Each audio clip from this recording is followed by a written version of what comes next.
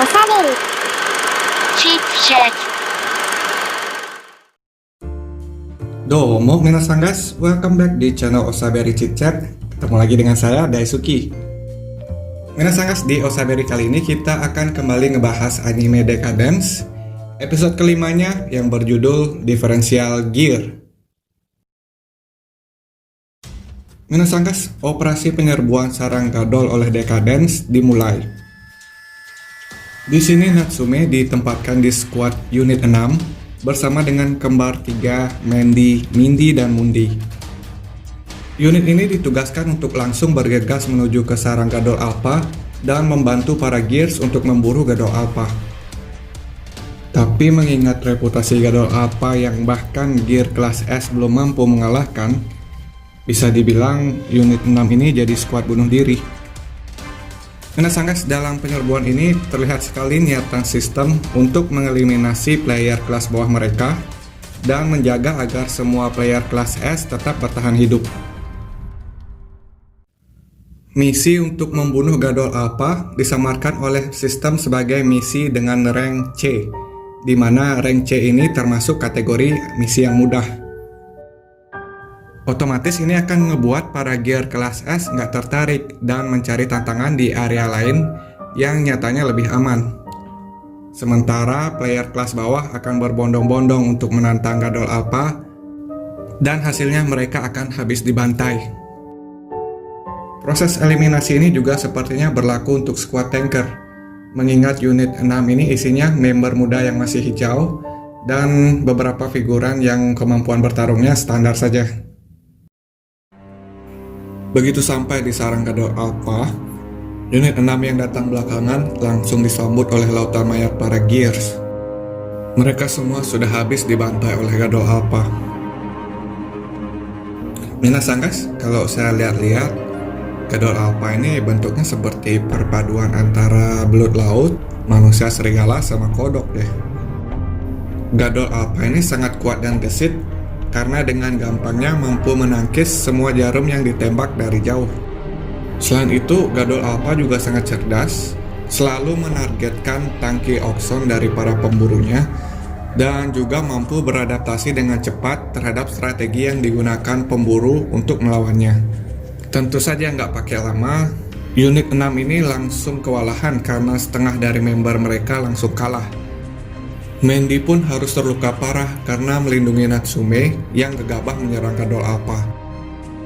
Tapi berkat itu, Natsume mampu melakukan sedikit perlawanan. Sayangnya, Natsume gagal membunuh Gadol Alpha dan situasi menjadi semakin kritis. Di saat itulah guys, Kaburagi datang melakukan penyelamatan layaknya superhero. Rupanya setelah melihat Natsume ikut dalam misi penyerbuan tersebut, Kaburagi langsung bergegas berangkat untuk menyusulnya. Kaburagi berhasil mengagetkan Gadol Alpha dan mengunci pergerakannya, sehingga memaksa Gadol Alpha mengeluarkan kabut. Momen ini lalu dimanfaatkan Kaburagi untuk mengajak Natsume kabur. Tapi lagi-lagi Natsume menolak. Natsume kini sudah sadar akan bahaya dari Gadol Alpha. Tapi dia bertekad untuk kabur bersama teman unitnya yang masih selamat. Tekad Natsume ini kembali mengingatkan Kaburagi terhadap sosok Maiki yang sifatnya sangat mirip dengan Natsume. Kali ini Kaburagi bertekad untuk melindungi tekad Natsume tersebut, apapun yang terjadi. Kaburagi pun bahkan sampai menggunakan limiter untuk bisa membunuh Gadol Alpha supaya Natsume bisa selamat dari operasi tersebut. Member unit 6 yang berhasil selamat hanya bisa menatap kagum terhadap sosok petarung hebat berdiri gagah berlumuran Oxon di atas bangkai Gadol Alpha. Semua petarung pun lega begitu melihat kabut mulai menghilang dari area pertempuran. Tapi kelegaan itu cuma berlangsung sesaat. Kematian Gadol Alpha menyebabkan skenario cerita yang dibuat oleh sistem berubah di luar kendali. Stargazer, seekor Gadol kelas Tyrant yang masih dalam pengembangan, tiba-tiba bangkit. Kepanikan nggak cuma terjadi di area pertarungan, tapi juga sampai ke kontrol sistem di perusahaan Solid Quake. Stargazer ini rupanya lebih berbahaya ketimbang Gadol Tyrant yang sudah pernah muncul sebelumnya. Stargazer mampu menembak jauh partikel okson berkepadatan tinggi, yang mana jika terkena, benteng Decadence pun akan langsung hancur dengan satu tembakan. Yamato pun langsung mengeluarkan misi darurat kelas S, agar semua petarung bisa mengulur waktu selama benteng Decadence melakukan proses transformasi.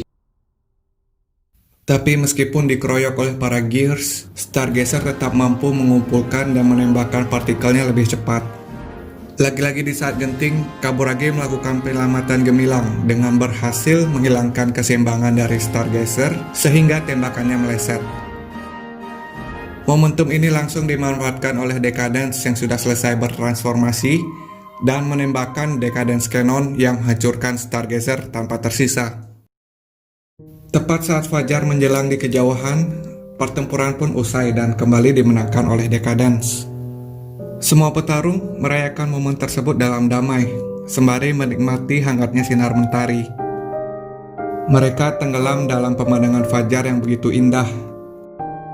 Tapi hanya Kaburagi yang mencerna pemandangan tersebut dengan serius. Kali ini, tindakannya benar-benar sudah membuat kacau tatanan sistem. Itu mungkin adalah pemandangan terakhir yang bisa dia saksikan. Tiba-tiba, kilatan cahaya muncul di langit, bergerak dan menyatu di arah fajar seakan membuka dinding yang tidak terlihat.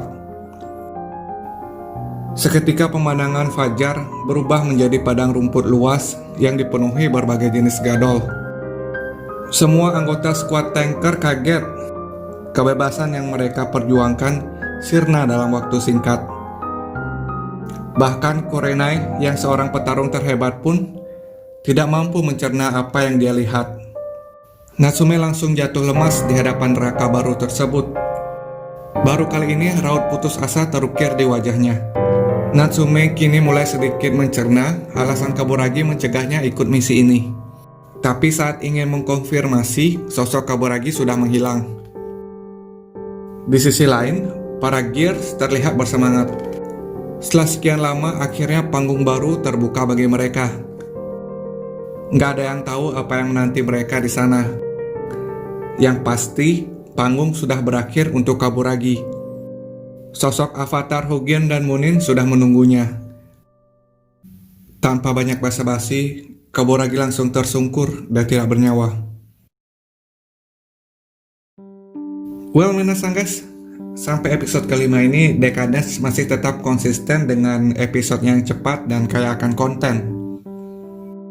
Episode 5 ini bahkan bisa dibilang episode klimaksnya. Kalau di akhir episode langsung tiba-tiba ada tulisan bersambung ke season 2 tahun depan, itu udah cocok ya. Bahkan kalau direktornya mutusin end di sini, yang artinya bad ending, masih jadi series yang menurut saya pantas 8 dari 10. Episode 5 ini menurut saya adalah penutup dari prolog anime Decadence. Dan next episode baru benar-benar masuk ke inti cerita sebenarnya. Mungkin nanti bakal fokus ke Solid Quake dan user yang sering disebut-sebut oleh Yamato dan Kaburagi. Hubungan pertemanan dekat Yamato dan Kaburagi juga makin dipertegas. Yamato ini seringkali membantu menutupi pelanggaran yang Kaburagi lakukan. Tapi kali ini kayaknya dia juga bakal kena imbas karena sudah membocorkan skenario cerita ke Kaburagi. Untuk Kaburagi, dia pasti bisa dihidupkan lagi karena aslinya dia adalah cyborg.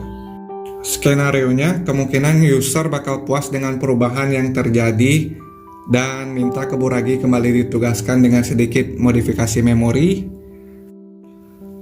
Atau mungkin nanti akan ada fraksi cyborg yang menentang sistem yang menghidupkan Kaburagi untuk membantu perjuangan mereka.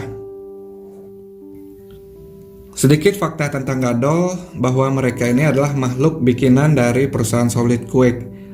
Jadi kemungkinan ada divisi dan tempat khusus buat ngembangin Gadol ini.